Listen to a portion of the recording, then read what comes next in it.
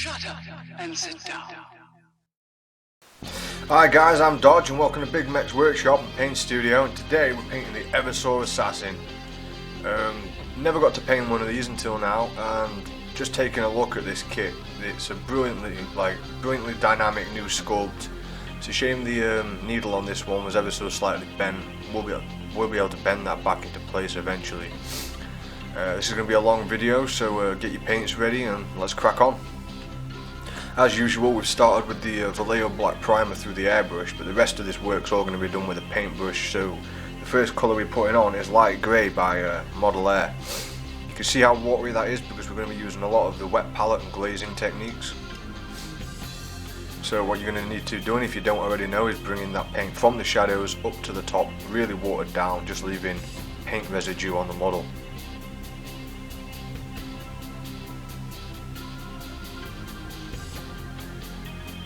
Then we're going in immediately for a wash, and it's a thin wash with Dragunov Nightshade and a bit of Lamiate Medium. Now I know that thigh, you can see, doesn't look so smooth. It'll look a lot smoother by the time we're finished. That's the beauty of the glazing techniques. May have gone a bit over the top making it lighter, but I didn't want to go for the complete artwork on the box and go for that complete blue edge highlight. I wanted something so it looks like the light's hitting his uniform, which would make a muted colour, which is what I'm trying to do, but we will darken it down later. So now we're going back to the light grey and doing exactly what we did before, blending from those light areas, but at this point the light grey is going to start making a better transition because of that nightshade that we just put on. You just want to keep doing this, lots and lots of layers.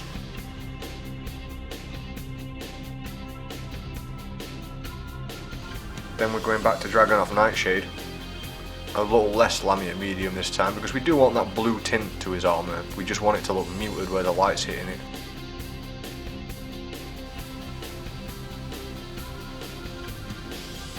You can see how thin that is. You don't want this to pull up because the armour is supposed to be really smooth.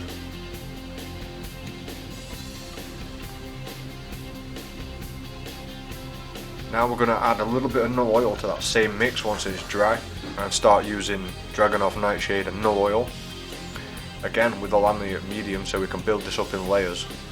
And you could just throw it on, but you could just throw it straight on, but what you're going to get is a really dark, crusty colour. That's because if you add water to the washers, they tend to dry with a little bit of a cloudiness to them. Now I'm going to add even more null oil to that same mix and switch to my Winsor Newton and start painting the wash like I do the glazes. So this time we're going in reverse. We're starting from the light area and then pulling into the recesses where I want the wash and the most dark areas to be.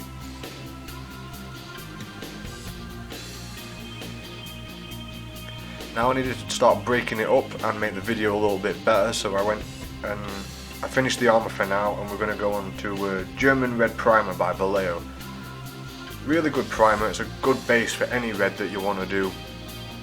Goes over the black pretty nicely. Could take a couple of coats, but it's a primer, it doesn't usually. You just want to be careful not to get this on any of your other work.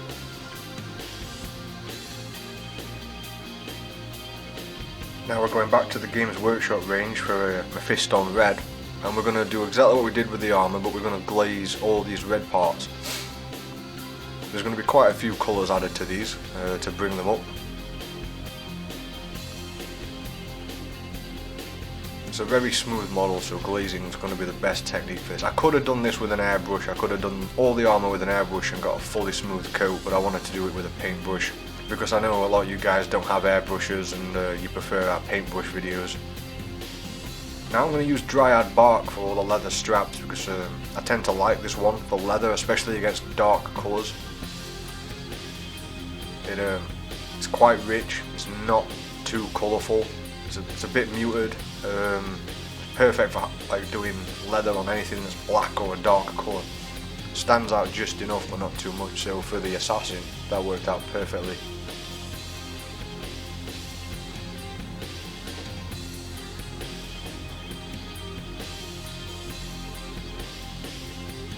Now one of my new favourite colours is Black Model Metallic Air.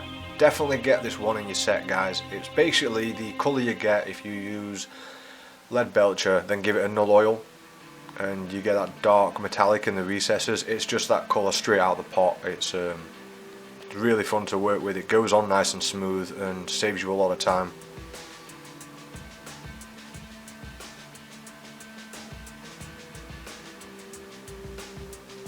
Now we're going to be using Morning Fang Brown, really watered down, because the skull face is a massive feature of this model, so you want to take extra care painting it. As you can see, that paint I'm putting on it, so it's almost a wash. Don't let it pull up too much in the eyes and the teeth, because we want to be picking those out later. You don't want to lose those details. And after several coats of that, and we've got a nice even coat, we're going to use Xandri Dust by Games Workshop. This is very watered down as well and took a lot of layers, but you start all the time with your eyebrows, the top of the head, the chin, and start working the paintbrush from those areas to the other ones, and that'll give you a nice transition from the shaded areas to the light ones. It's definitely worth taking extra time on this skull, just because it's something that catches the eye really well.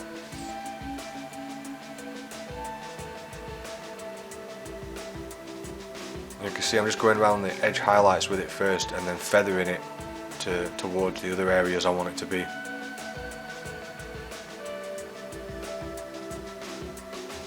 Now I'm going back to the armour, because I needed to finish that off a bit better.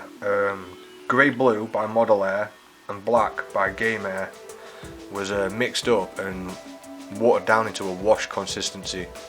Now obviously you've done some of your red work here and some of your other work, so you want to be really careful. But I didn't deem it necessary to use the Winsor Newton for this. This is just a Games Workshop small. I didn't want to risk going too high with the highlight for the skull straight away, so instead of going straight to a Shabti Bone, it was a mixture of a Shabti Bone and Xandri Dust at 50-50, and then glazed on. If you're not really good at glazing, guys, just mix your paints. Do a 20-70 mix, then go over it again with a 40-60, and just keep adding the other colour in.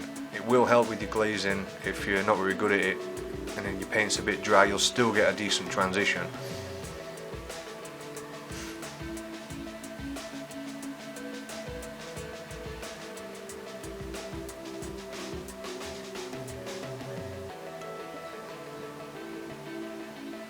And of course, then it's time to just use a Shabti Bone on its own, and this time you want to be much more sparing with this.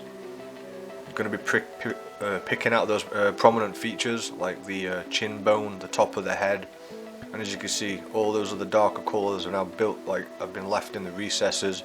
Don't forget to do the top of the nose, but be careful with that because it's a really small nose bone. You can start at the top of the nose and feather down and then pull the remaining paint back up. That will give a pretty good transition. Be very careful on those teeth, you don't want to clog those up with paint at all. Now, I wanted to bring all those paints together, so I used an Agrax Earthshade with a Lamiate medium wash, and you can see there's barely any Agrax in there.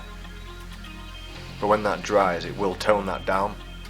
You really just want to be getting it in the shaded areas, but you don't want a hard line either, so water it down with a medium. Just brush it all over really gently with a soft brush. This is just a regular small brush by Games Workshop again.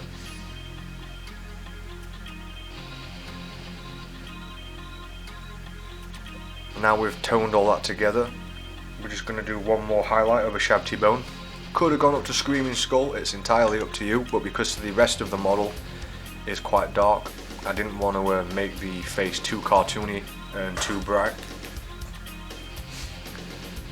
It's one of the reasons I jump back and forth on bits of the paint job. I like to see how things are going and how well they match with the other colours on the palette.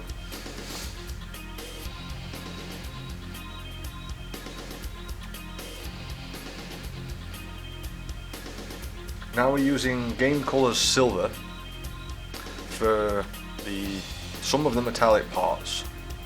There is bits of footage missing from this as I've done some of it off camera as I'm deciding what to do. But I thought that main vent thing, we'll do that in silver, see how that looks. Once it's washed down it should look fine.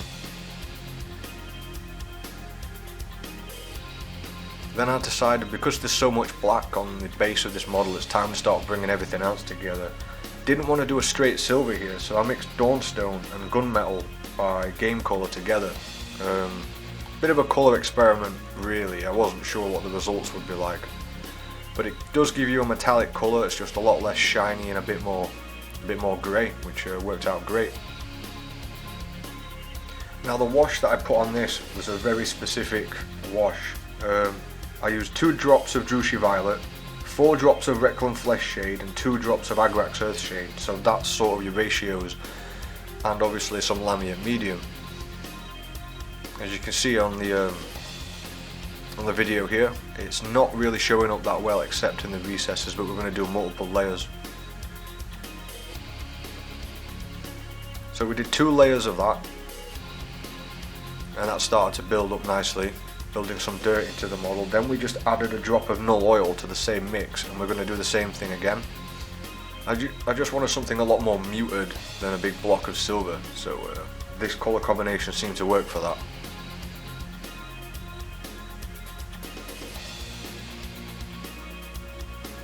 And it looks a bit shiny because my light's glaring directly at it, but we're going to highlight this with just Dawnstone on the edges. Looks better to the eye, it matches really well. Well, gives just enough contrast so you can see those edge highlights. We're really only doing the top edges for most of this, where the light would be catching.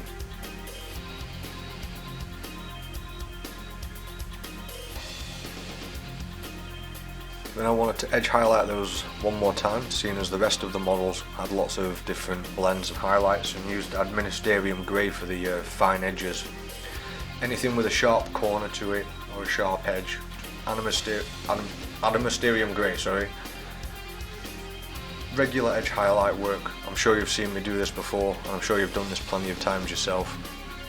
Just bringing up those, anything that sticks out a bit further than anything else, just bringing it together. Now the base colours were done on request. I'm doing this to match someone else's army, so brown sand by Model Colour was used, but the colour they wanted was Armageddon Dust, the textured paint, or I think it is a textured paint. We didn't have that, but this, if you don't have it, is a pretty much a perfect match.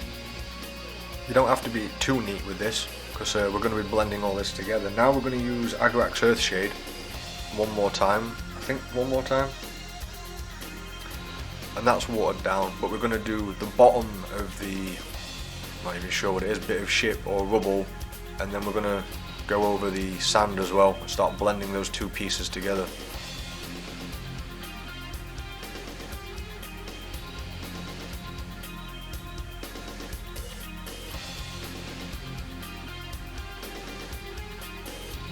Now I hate dry brushing, but sometimes it's got to be done.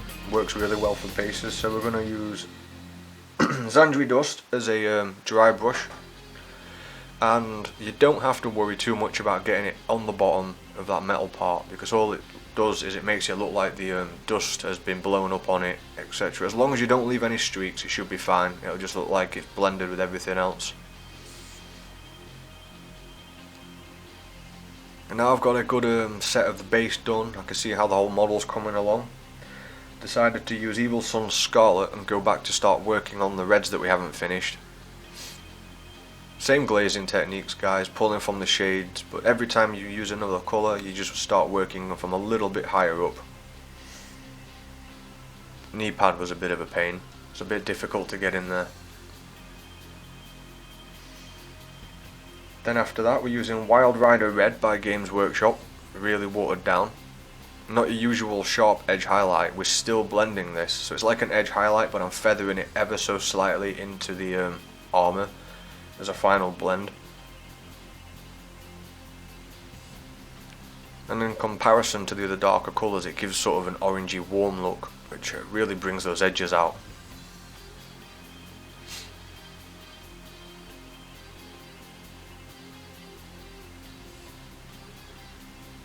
Now we're finally back to sorting out some of the straps and the leather work, because that's a bit dull, and I always use a Gawthor Brown on top of that Dryad bark. I find it works really well, especially after you give it an Agrax Earthshade wash. I did quite a heavy blend on this. It ended up being more Gawthor brown with just the Dryad bark in the recesses. I later give that an Agrax Earthshade wash, so it blends in nicely. Now, Brass Scorpion was used for the logos on the guns and in a few other places. You'll notice as the video goes along, a couple of other bits of metallic have been done. It's really up to you which ones you use, but I am telling you all the colours that have been used to do those, so you should be able to work out which one's which.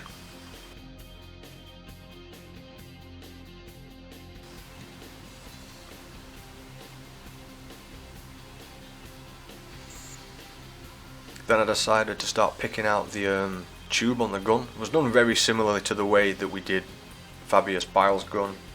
So I was using Warpstone Glow straight over the black, but because it's very watered down, I can get away with putting that on there and it not looking thick or too painted. Too much like paint. You're not trying to paint a model so it looks painted, you're trying to make it look more natural.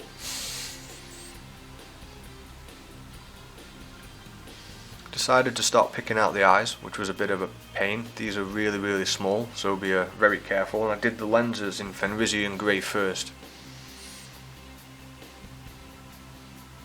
You don't need to do the whole of the lens around the outside, you can just put 2 even blobs on there. As long as it doesn't run off to the rest of the skull, you should be fine.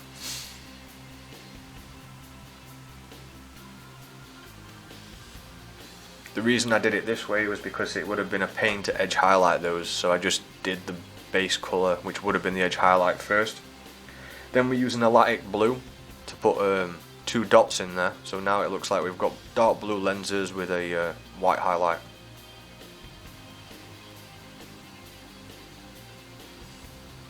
I also figured out this zoom feature on my editing, so I can try and get in a bit closer so you can see the eyes. We'll start using this more often in our videos, guys.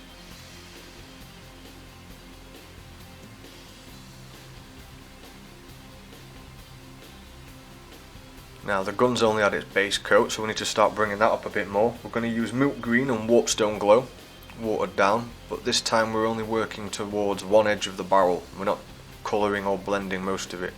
You can see where the original Warpstone has blended from the back to the front. We're just going to do the same with the Milk Green and Warpstone mix.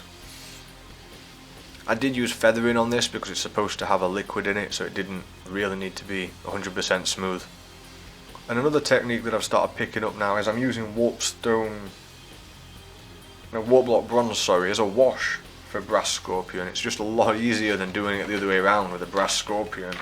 I mean, with a Warpblock Bronze, then painting Brass Scorpion as a highlight, especially on small areas.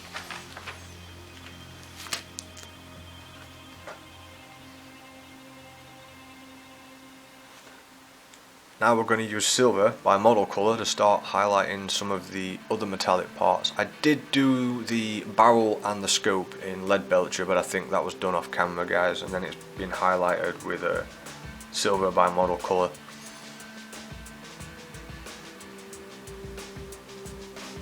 There's quite a variety of metallic colours on here. Like I said, it's completely up to you what colour you do everything.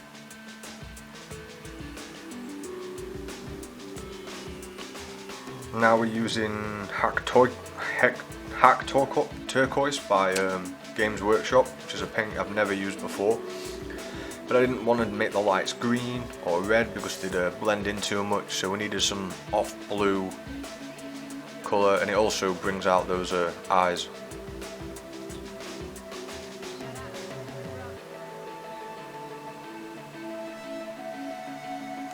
And the last colour is quite literally, guys, an unknown blue.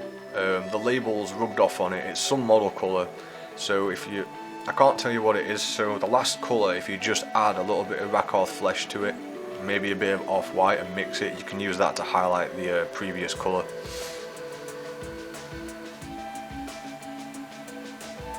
And after that, I think we're pretty much done, guys. One Eversor Assassin, Took a couple of days to paint him. I had a lot of fun because I really wanted to paint this one. So we hope that tutorial helped, guys. Thanks for watching. Hit like, hit subscribe, and we'll catch you in the next one. Bye.